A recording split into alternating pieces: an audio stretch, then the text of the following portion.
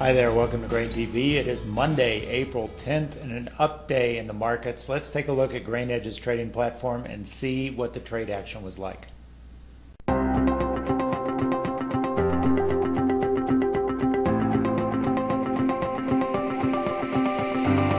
Grains came into the morning session with corn and beans holding some modest gains.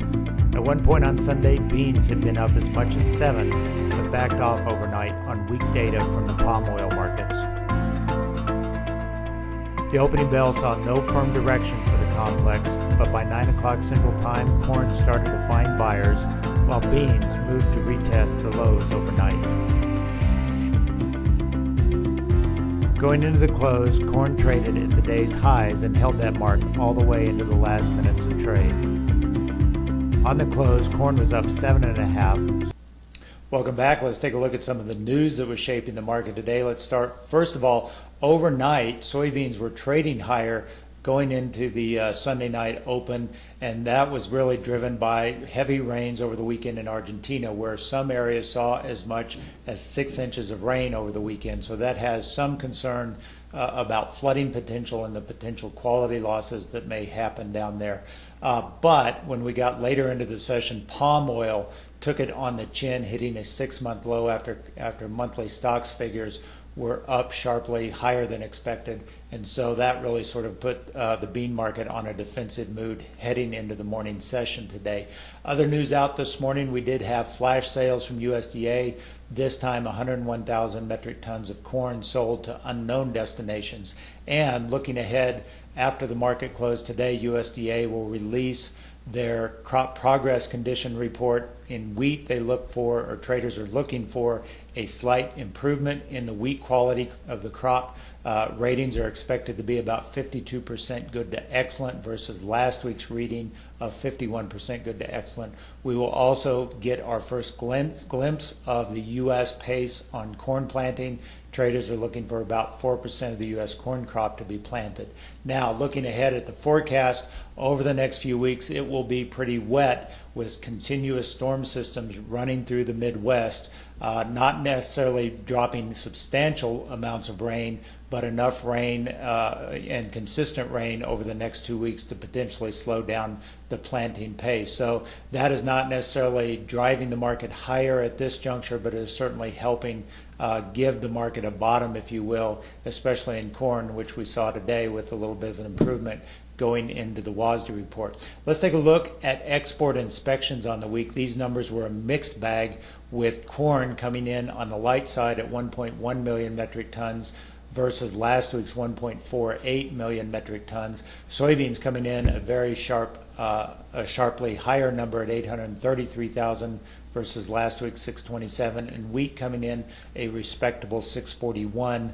versus last week's 572. Now, when we look at exports, the thing that I'm really concerned about in regards to soybeans, obviously we have very good export commitments. We have firm sales that are on the book, but we have a high percentage of those sales yet to be shipped. And when you look at the percent that is unshipped versus committed, we see a very high percentage. Look at this next chart, and what I want you to focus in is the percent unshipped number.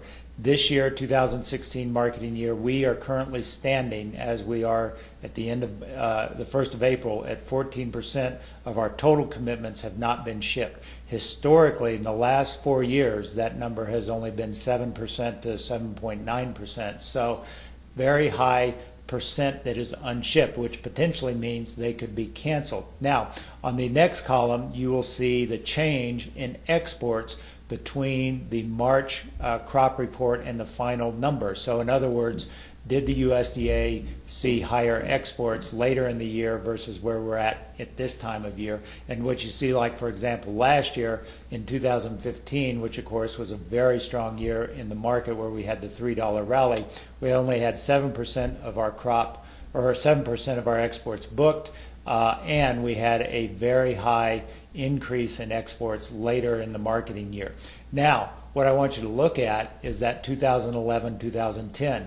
These are years when we did have a large percentage of the crop or the exports still unshipped, 14%, 14.5% in one year, 13.8% in another.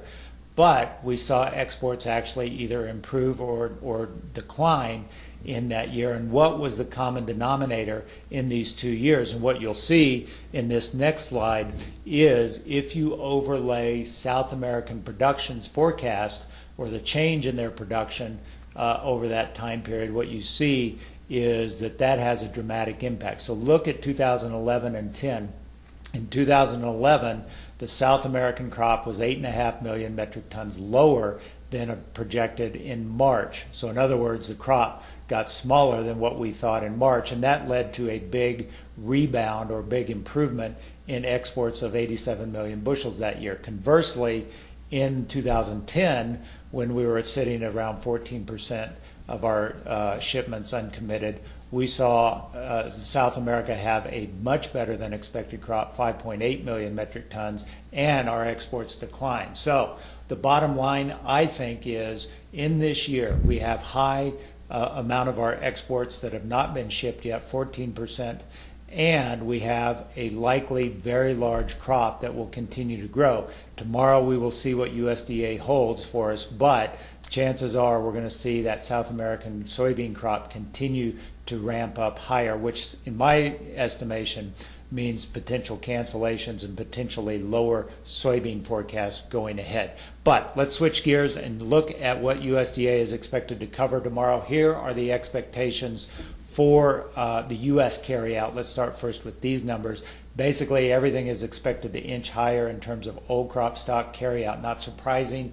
Obviously, we had quarterly stocks numbers that came in on the high side of expectation, so we would expect to see the USDA adjust their balance sheets accordingly.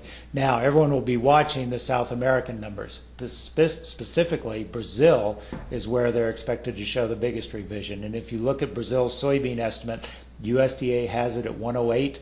As of their March forecast, traders are looking for around 109.9, but we have been talking about some of the private analysts who have been coming out with a 111, 112, even as high as 113 by Solaris. So I think there is the potential for that 109 number to be much higher than that if USDA falls in line with some of these private forecasters. So watch for that tomorrow. That'll be potentially market moving around 11 o'clock Central Time. As always, if you want to learn more about how we can help you, visit us online at grainhedge.com. One of the things we help our clients with is technical indicators and technical alerts. This morning at 7 o'clock, at the opening bell this morning, we put out our corn technical alert that was suggesting the market may be improving to 373. This is based on our technical alert system that was tracking the 4-hour bar chart here. And what we saw was a pattern that was suggesting we would return back to those highs set on the May contract at 371, and lo and behold, we have been moving in that direction, getting to around 368 on the close here today. So certainly technical alerts can be a valuable tool in helping you in your own grain marketing situation. Take a demo of our trading platform at grainhedge.com, see our technical alerts in action. Have a great day. We'll talk to you tomorrow about the crop report.